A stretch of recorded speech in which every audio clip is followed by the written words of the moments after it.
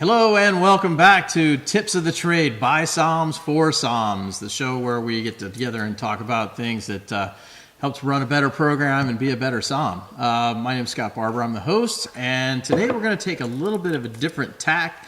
Instead of talking about restaurants like we normally do, we're going to zig a little bit into retail because not everybody's on the floor of a restaurant, but that doesn't mean that a ton of wine doesn't go out directly to people, not across the table.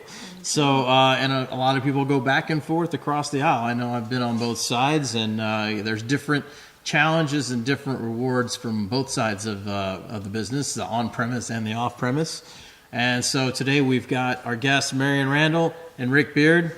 Marion is a Somm that's moved over to the retail side, and Rick runs one of my favorite shops here in Napa. Grosinger has been around for a long time and very unique style of retail. So we're going to get into that a little bit, answer some questions, and talk a little bit about some fun wines and things. So, Marion, why don't you start off and give us your background and your story, how you got here to the pinnacle of your career on ToutSuite. All right. So go ahead and give us the story. All right, thanks. Well, thank you for having me. Excited to be here. Scott's a good friend, so been looking forward to doing this. But I started my career. My family is in the restaurant business in the Midwest, in St. Louis, Missouri. And so kind of started off on the gastropub side of things. When I kind of wanted to break away from my family, I decided, going into wine might be the way that get away from the Guinness and the snake bites and all that stuff. So started doing a little list called for a restaurant called Jimmy's on the Park, and convinced him, Jimmy, that I could do it. And meanwhile, I was studying for everything I could to pass that first level Somm. So that was really, that kind of motivated me, kind of in a pinch, and figured out how to do that. Then I started for a country club called Belle Reef Country Club. I was the youngest woman sommelier in St. Louis to ever be hired into a position running a list, so that was pretty exciting. And then from there, moved to Napa and did a little stint at French Laundry.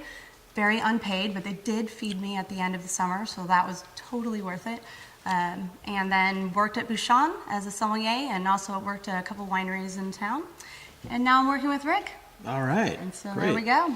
Very cool. Very cool. Well, that's a broad, diverse section of things. One Yes. thing that we don't talk about that you mentioned that I think I want to build on a little bit is the country club aspect of it. That's kind of like the lost part of the sommelier business. So like when people go to country clubs, they kind of disappear. Yeah. Tell us a little bit about that versus being in a restaurant. It is very different. First of all, you're gaining some really strong relationships with your clients, and that's really your focus. Your focus really isn't about making those margins as much as it is about making the members happy. So it's a really different kind of vibe. And you also especially the country club I worked in, was very private. So your friends can't see you, your family can't come into your restaurant, you're not distracted by any of that, but you also feel a little bit isolated, I think. And I think that's why sommeliers that are working at country clubs can kind of get lost. It is. It's weird, Yeah.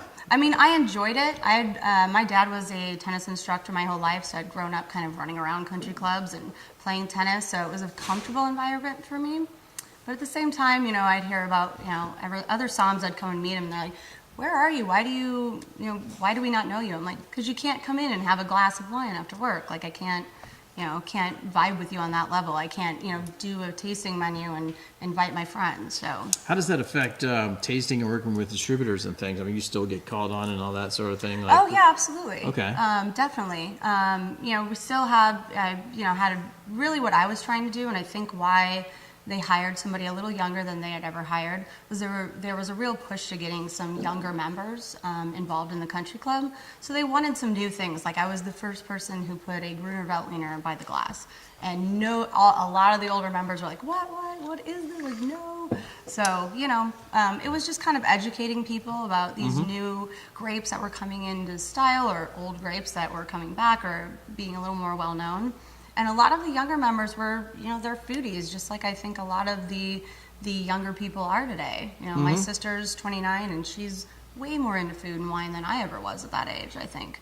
And her whole group of friends are. So Yeah, now the country club still has a young sommelier doing the same things. So Cool. they're really keeping in that direction. Well, that's an important thing that we want to touch on is kind of the role of the sommelier, especially in a club environment where people are used to having what they want.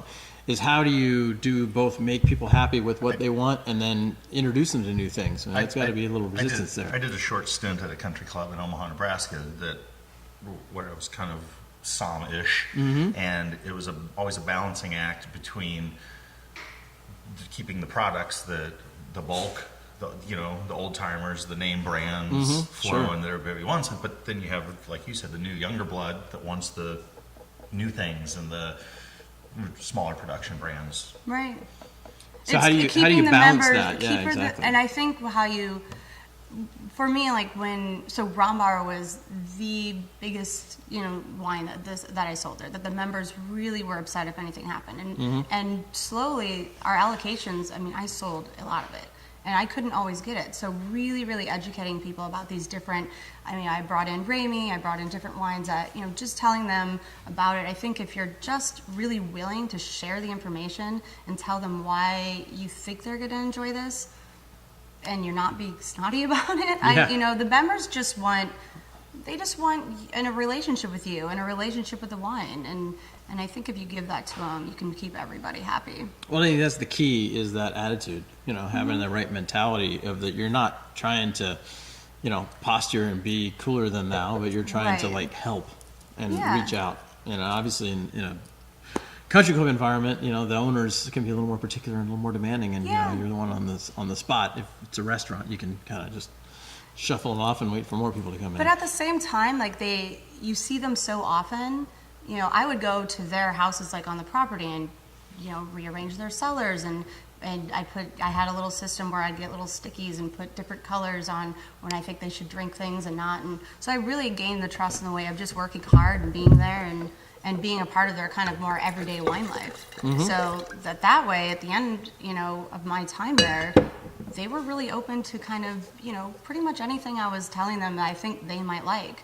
So I think gaining the trust and also just being, somebody who's in their best interest, thinking in their best interest for their food and wine experience, you get people to get an open mind. Well, that's a great transition, segue into talking about the transition from the floor to retail. Because, you get a different feedback when you're in retail. You have to wait for people to, you don't get that instant feedback. Yeah. How, in addition to that, how do you manage that? It's a little slower motion. Yeah, it is. It's really different, and it's something I'm still getting used to. I've been in the restaurant restaurant side of it so long. I think that learning just about having much more of an intimate relationship with those people, understanding that they're not buying things for the night. They're not buying one bottle. They're investing time with you, like somebody would with doing your taxes or being your tailor, and they want to see what you're giving them. And at first they might just want what they've heard about. They'll get a magazine out and tell me, well, this points. And I totally I understand that, but I'm really trying to bring the aspect of, I think I know what you like. I've met you, I've talked to you on the phone 5 or 6 times. Would you mind if I sold you or sent you a few things that maybe you aren't, drinking every day right now? I think what's looser about the being on the floor as being in a store, Right.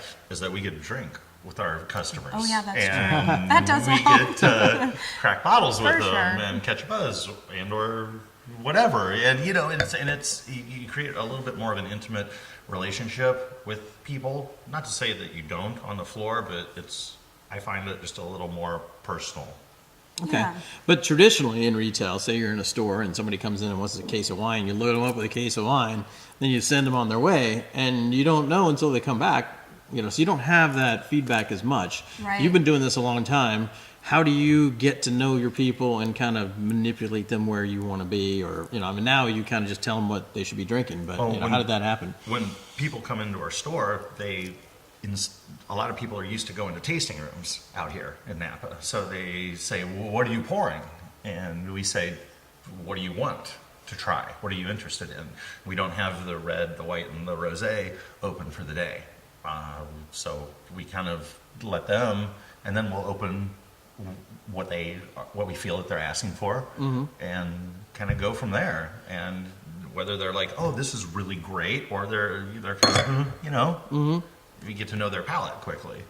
But I think we're also like, what did you, and I think something that you do really well that you've helped me is, where have you been today? What did you like? What didn't you like about it? What foods do you eat? What kind of, coffee drinks do you like? Like all those different things. I think one of the most important questions that you can ask somebody is, what don't you like?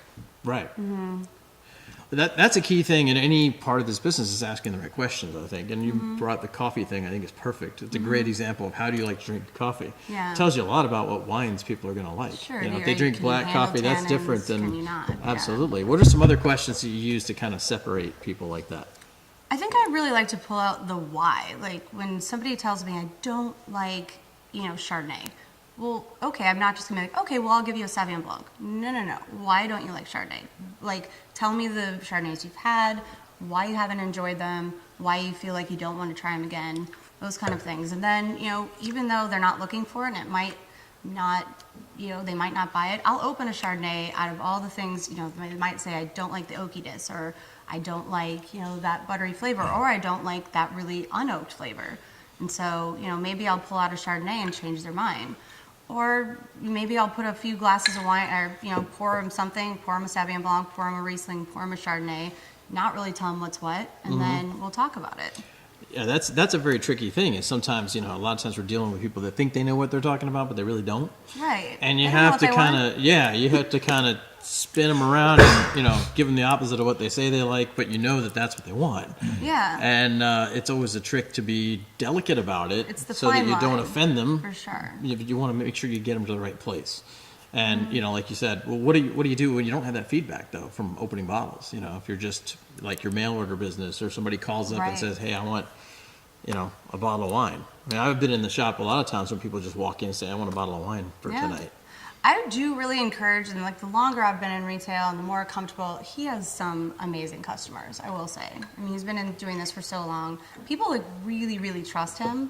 So I've benefited from that kind of, customer and been able to say, can you send us an email, tell us if you did or didn't like it? I know it doesn't happen for every retail shop, but with us, it's like, it's pretty steady that these people really give us a lot of feedback.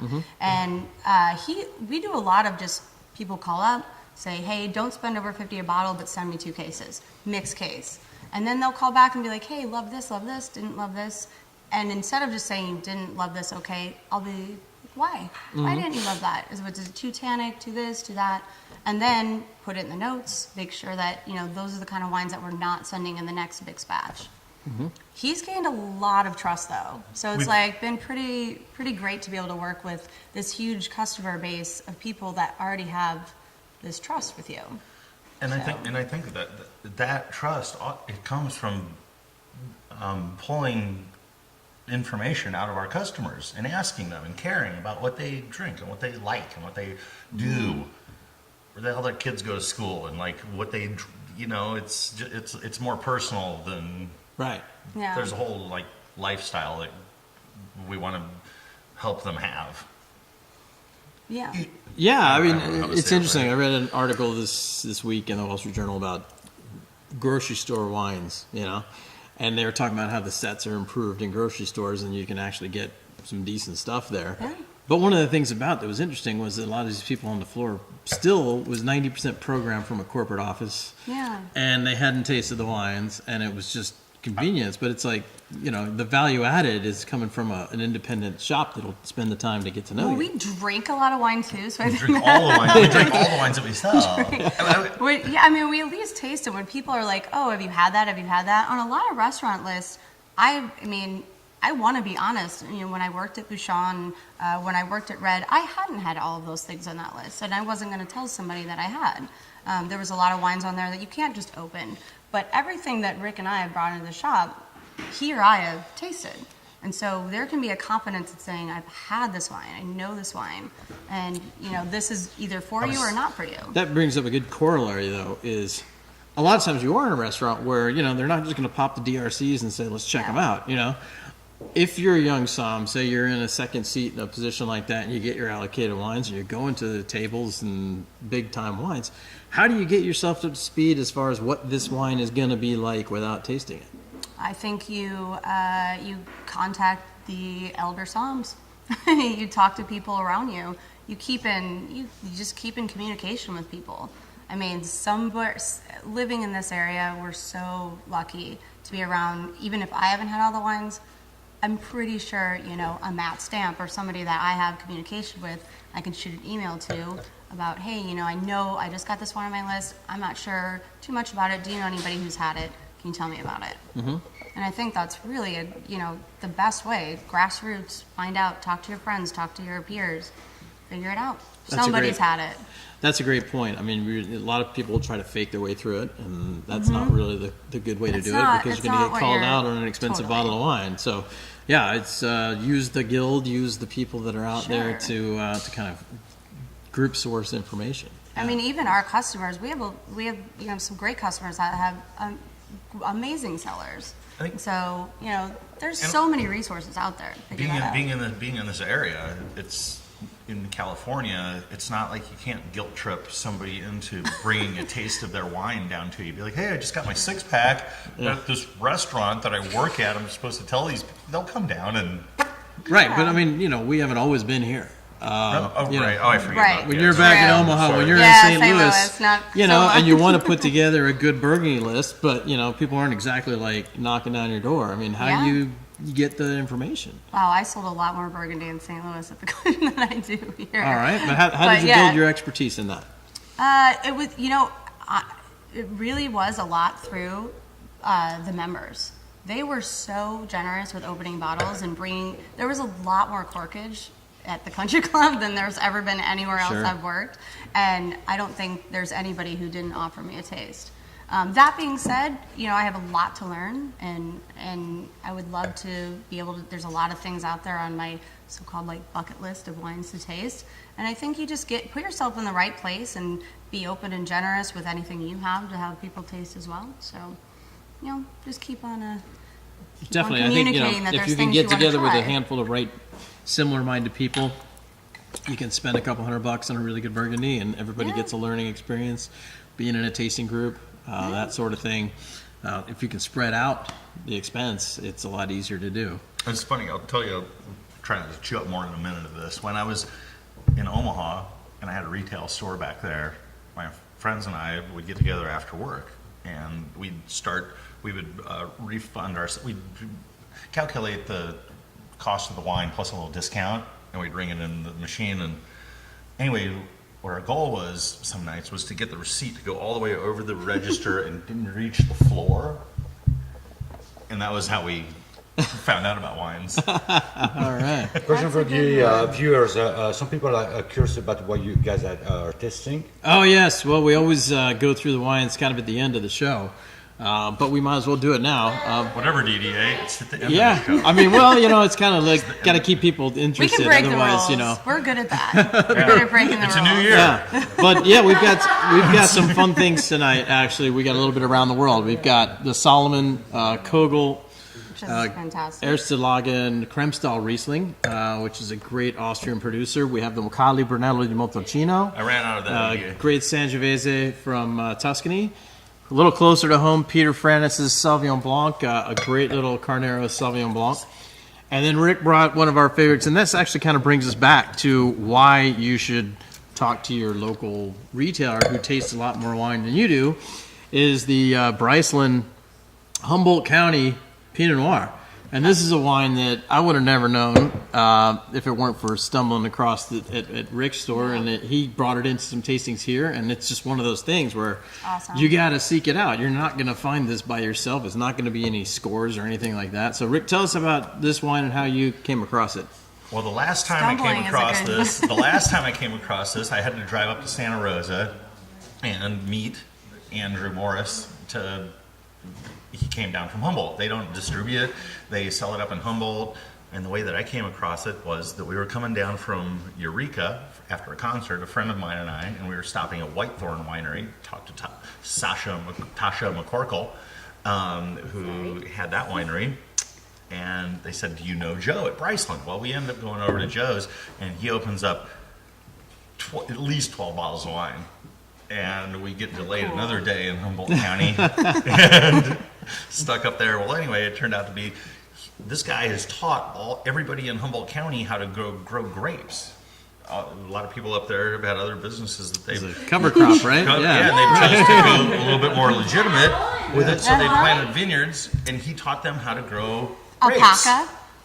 It's a great project, and they're really high quality, cooler climate Pinots, different than Sonoma Coast, different than Carneros, different than...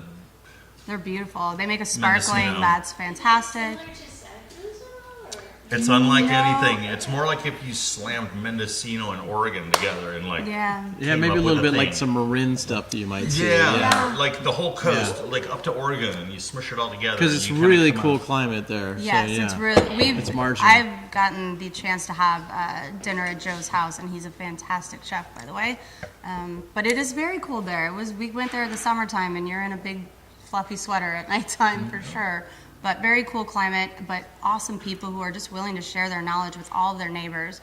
But they are kind of held up there, and they're, it's a find that you'd have to go out there and really kind of search for these wines to see. Like Rick just picked up our allocation of it, and he had to drive to Santa Rosa because they're like, Napa's so far. So we meet him halfway. Yeah, it's not like getting wine. It's more like getting something else. Yeah, It's wine. Yep, exactly. But this is an example of the kind of stuff that we do, whether it's in retail or whether it's in restaurants. Is you got to go out and find the cool stuff and sing its praises and get people turned on to it. Absolutely. And you got to find that balance between keeping them happy with the usual things. You got a whole different range of guests that are all going to want different things. Sure. And it's not about you, but when you do have a chance to assert yourself a little bit, take that chance. And do it, you can get in your customer's face, your guest's face a little bit if you do it with a twinkle in your eye and a little smile. I mean, I know Rick. And a glass of wine in your hand. Yeah, I know you've been. You're pretty yeah. well known for some of your unorthodox, aggressive ways of getting your customers to come around. But We were just talking about this before the show. Like a good one is, so when I first started writing we have a pretty, very fun newsletter that's really great wines, but, we call it crass humor, good wines. But I wrote, when I started writing for them, he told me I was a little bit Martha Stewart about it. So I've since, upped it a little bit. But I wrote one about The Alban Syrah. The Alban Syrah, and I had been down there and talked about the little goats and how amazing John Alban is and how beautiful the spot is, and I didn't sell any of the Syrah. Syrah's, I love it. It's a tough sell. Even like the best Syrah in the country is a tough sell. Well, yeah, it's the old story: the case of syphilis, the case of Syrah. Right. Yeah. What can't you get rid of? Syphilis. So to show how we do this, Rick said the next newsletter, watch how I'm going to talk to my customers. They need to be told they need the Syrah, not how beautiful the goats are and how amazing John Alban is. And so, why do you need this wine? how did And then I you said, spend? guys, I wrote this. Marion gave this very nice review was like, to Matt, this he's like, wine. my girlfriend Marion. She wrote this up so pretty, but that's not how Syrah is sold. I said, you guys are a bunch of idiots. You didn't buy the best Syrah made in this country. It's $50. Said it would have taken 120 short buses full of all of our customers driven off a cliff to sell this stuff, and to fit all of you in it. fit all of you who didn't buy this wine in the thing and take you off the cliff. And I was like, there is and we went way. and I just kept killing them, and we sold all this Syrah in 2 days. We couldn't even And put we it couldn't on. get, and then we had to get more. We were trying to get more.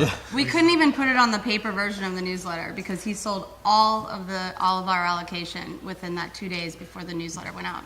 So we had to change the paper And version. it's the tough love way of I was selling like, wine. what?